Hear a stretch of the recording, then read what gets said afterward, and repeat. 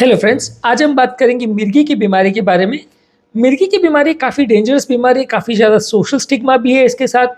मिर्गी की बीमारी में काफ़ी चीज़ों पर हमने ऑलरेडी अलग अलग वीडियोस में डिस्कशन किया है। उसको सीजर से को सिंकपी से कैसे डिफ्रेंशिएट करें, क्या करना चाहिए, किस तरह क्या होता है, कितने तरह का होता है, हमने ऑलरेडी अलग अलग वीडियोज़ किए हैं।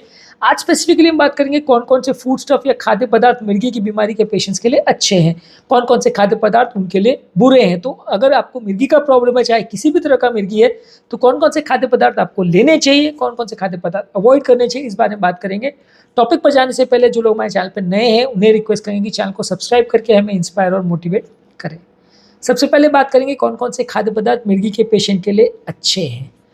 सबसे पहले अगर आपको मिर्गी का प्रॉब्लम है तो ताज़ा फल सब्जी आपको ज़्यादा मात्रा में लेना चाहिए। ताज़ा फल सब्जी में एंटी इन्फ्लेमेटरी प्रोडक्ट्स होते हैं, एंटीऑक्सीडेंट्स होते हैं जो कि बॉडी के सूजन को कम करते हैं, ब्रेन के सूजन को भी कम करते हैं। इससे आपको विटामिन और मिनरल्स भी मिलते हैं। ओवरऑल आपकी हेल्थ अच्छी रहती है।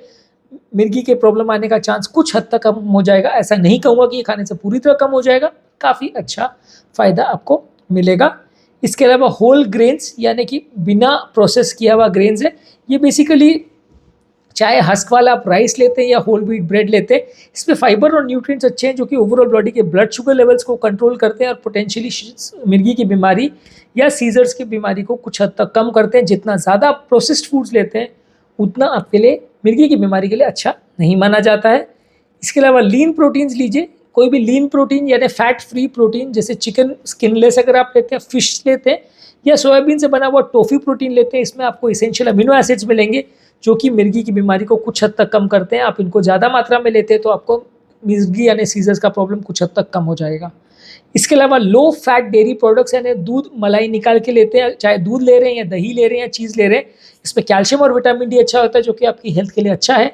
आप इन्हें ज़्यादा मात्रा में लीजिए तो मिर्गी का प्रॉब्लम कम होगा, लेकिन फैट निकाल के या मलाई निकाल के लेंगे तो ज़्यादा अच्छा है। ज़्यादा फैट कंटेंट लेंगे तो अच्छा नहीं माना जाएगा। इसके अलावा हेल्दी फैट्स अच्छे हैं। हेल्दी फैट्स ज़्यादातर नट्स में होता है, जैसे कि बादाम है, अखरोट है, काजू वगैरह में भी थोड़ा हेल्दी ऑयल्स रहते हैं, ये आपके लिए अच्छे हैं। इसके अलावा सीड्स है, अलग अलग तरह के बीज है। नट्स और सीड्स पर हमने ऑलरेडी सेपरेट वीडियो किया जो कि आप अपने चैनल पर देख सकते हैं। फैटी फिश में भी ओमेगा 3 फैटी एसिड्स रहता है, तो ये आपको इसेंशियल फैटी एसिड्स देता है जो कि मिर्गी की बीमारी में काफ़ी हद तक आपके लिए फ़ायदेमंद है। इन चीज़ों को आप ज़्यादा मात्रा में लेंगे तो आपके लिए अच्छा है। इसके अलावा अब बात करेंगे कौन कौन से फूड स्टफ हैं जो मिर्गी की बीमारी के लिए बुरे हैं, इनको नहीं खाना है। इसमें सबसे पहले हाई ग्लाइसेमिक इंडेक्स वाले कार्बोहाइड्रेट्स हैं। हाई ग्लाइसेमिक इंडेक्स वाले कार्बोहाइड्रेट का मतलब ये है कि जिनको आप खाने से तुरंत शुगर लेवल बढ़ जाता है, उसके बाद सडन शुगर लेवल कम हो जाता है। इसकी वजह से बॉडी का मेटाबॉलिज्म एक तरह से गड़बड़ा जाता है। आप सडन इनको अगर लेते हैं तो शुगर लेवल स्पाइक करता है, फिर बॉडी में इंसुलिन आता है, वो सडनली शुगर लेवल को कम करता है। तो ये शुगर का सडनली जो इम्बैलेंस होता है वो आपकी हेल्थ के लिए अच्छा नहीं है। मिर्गी इससे ट्रिगर होती है। तो जो भी फूड स्टफ शुगर लेवल को सडन स्पाइक करते हैं या कम करते हैं उनको अवॉइड कीजिए। इसमें वाइट ब्रेड यानी ब्राउन ब्रेड अच्छा है, वाइट ब्रेड बुरा है। पास्ता, वाइट पास्ता या इसमें प्रोसेस्ड या रिफाइंड उससे बने हुए पास्ता अगर आप लेते हैं, और शुगर कंटेनिंग फूड्स भी अगर आप लेते हैं, डायरेक्टली अगर आप शुगर लेते हैं तो भी वो बुरा है अगर आपको मिर्गी का प्रॉब्लम है तो।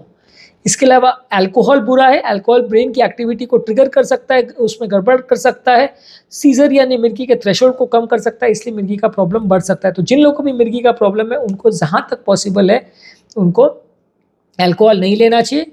बहुत ज़्यादा कैफीन भी नहीं लेना चाहिए। कोई भी कैफिनेटेड प्रोडक्ट्स है जैसे कि बहुत ज़्यादा स्ट्रॉन्ग चाय है, कॉफ़ी है, या कोई कैफिनेटेड बेवरेजेस है जैसे एनर्जी ड्रिंक्स वगैरह, रेड बुल वगैरह जो लोग लेते हैं रात भर जागने के लिए, कई बार एनर्जी ड्रिंक्स लोग लेते हैं। तो ये एनर्जी ड्रिंक्स वैसे तो ठीक है, आपको रात भर अगर जागना है या ब्रेन को कॉन्सेंट्रेशन को बढ़ाना है तो अच्छा है, पर जिस किसी को अगर मिर्गी का प्रॉब्लम है तो बुरा है, क्योंकि वहाँ पर ये मिर्गी को ट्रिगर करेगा और कई बार आप करने कुछ जाओगे और वहाँ मिर्गी हो जाएगा और आपका कंसंट्रेशन बढ़ने के बदले आपको हॉस्पिटलाइज करने की ज़रूरत पड़ जाएगी। तो आपको ऑब्वियसली ये सब चीज़ों को अवॉइड करना है।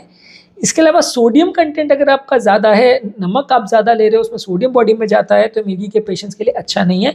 प्रोसेस्ड और पैकेज फूड्स में सोडियम कंटेंट ज़्यादा होता है। कोई भी चीज़ में जिसमें नमक ज़्यादा जा रहा है वो आपकी मिर्गी की बीमारी के लिए अच्छा नहीं है।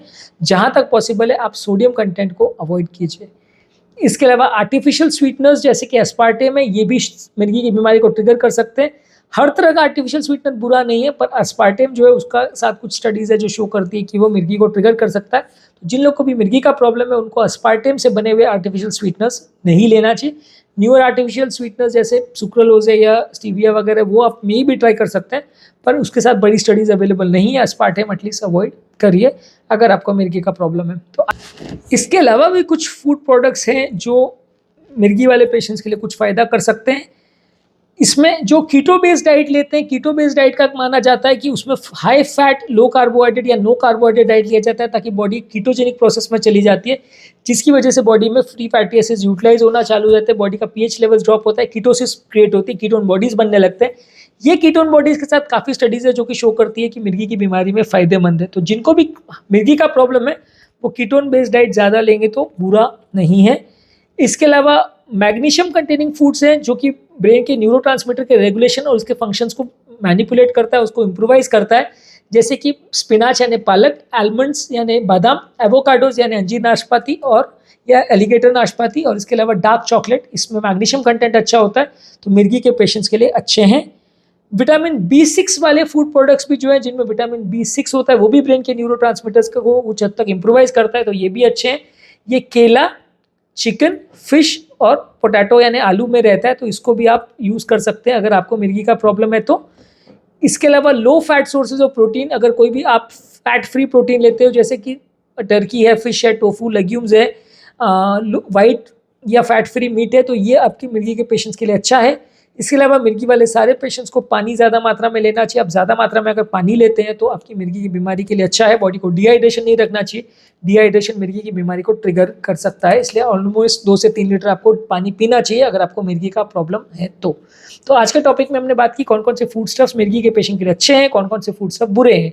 यदि इस टॉपिक को संबंधित आपकी कोई कमेंट्स, क्वेरी, सजेशन है, कोई और टॉपिक्स पर आप चाहते हैं वीडियोस बनाएं, कोई पेशेंट रिलेटेड क्वेरीज है तो नीचे कमेंट सेक्शन में उनके बारे में बताइए, हम उन्हें कवर करने का प्रयास करेंगे। अंत में मैं डॉक्टर नवीन अग्रवाल तहे दिल से आपको शुक्रिया अदा करूँगा कि आपने इस टॉपिक को एंड तक देखा। जो लोग हमारे चैनल पे नए हैं उन्हें रिक्वेस्ट करूँगा कि चैनल को सब्सक्राइब करें। ऐसा करने से चैनल को कंटिन्यू करने के लिए हमें मोटिवेशन और इंस्पिरेशन मिलती है और जब भी हम कोई नया कंटेंट अपलोड करते हैं उसका नोटिफिकेशन आपको मिल जाता है। बहुत डिटेल में जो कंटेंट नहीं देखना चाहते हैं उनके लिए रेगुलर बेस पे हम यूट्यूब शॉर्ट्स, फेसबुक और इंस्टाग्राम पर रील्स अपलोड कर रहे हैं जिसमें सारे टॉपिक का ब्रीफ समरी हम आपको देते हैं। आप इसे देख सकते हैं, फ्रेंड्स, फैमिली और सोशल मीडिया ग्रुप्स में हेल्थ टिप्स की तरह इन्हें शेयर कर सकते हैं। चैनल पे कंटेंट ढूंढने में दिक्कत ना हो इसलिए सारे चैनल को हमने प्लेलिस्ट में डिवाइड किया है। बीपी, शुगर, कोलेस्ट्रॉल, हार्ट की अलग अलग बीमारियों के लिए हमने प्लेलिस्ट बनाए हुए। जिस भी तरह के कंटेंट में आपको इंटरेस्ट है उसके प्लेलिस्ट पर क्लिक कीजिए, लिंक डिस्क्रिप्शन बॉक्स में छोड़ दे रहा हूँ, वहाँ जाएंगे तो आपको रेगुलरली अच्छा कंटेंट मिलेगा। ढूंढने की मेहनत नहीं करनी पड़ेगी, टाइम वेस्ट नहीं होगा।